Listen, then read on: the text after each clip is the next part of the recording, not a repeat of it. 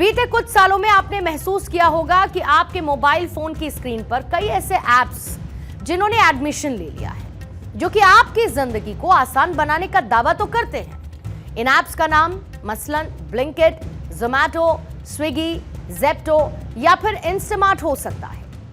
किसी मशहूर आदमी ने कहा था कि टाइम इज मनी, यानी समय ही पैसा है, और ये ऐप्स आपके इसी समय को बचाने की बात का दावा करते हैं। यानी घर के अंदर बैठकर इन ऐप्स पर अपनी जरूरत का सामान मंगवाना और फिर कुछ ही देर में उस सामान का आ जाना आपकी जिंदगी को थोड़ा सा कंफर्टेबल जरूर बना सकता है।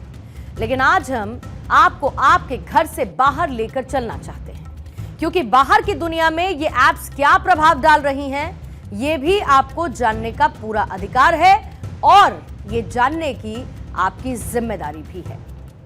क्विक कॉमर्स में वो कंपनीज आती हैं जो कि 10 से 30 मिनट के अंदर आपके घर तक ग्रोसरीज, दवाइयां, रोजमर्रा की जरूरत की चीजें पहुंचाती हैं और भारत में ये कंपनियां तेजी के साथ बढ़ रही हैं।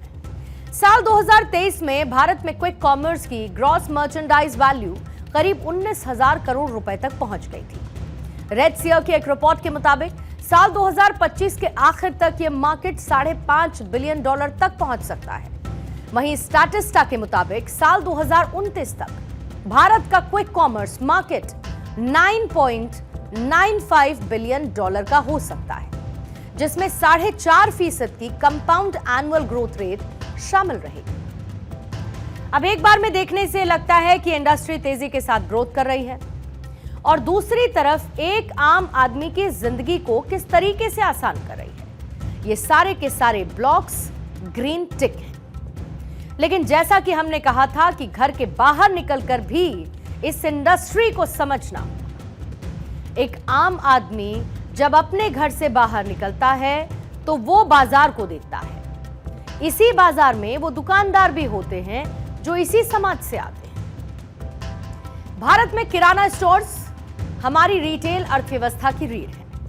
देश में लगभग 1.2 करोड़ किराना स्टोर्स हैं, जो कि लाखों परिवारों की आजीविका का माध्यम है। लेकिन क्विक कॉमर्स के आने के बाद इनमें से कई दुकानें घाटे में चली गई हैं।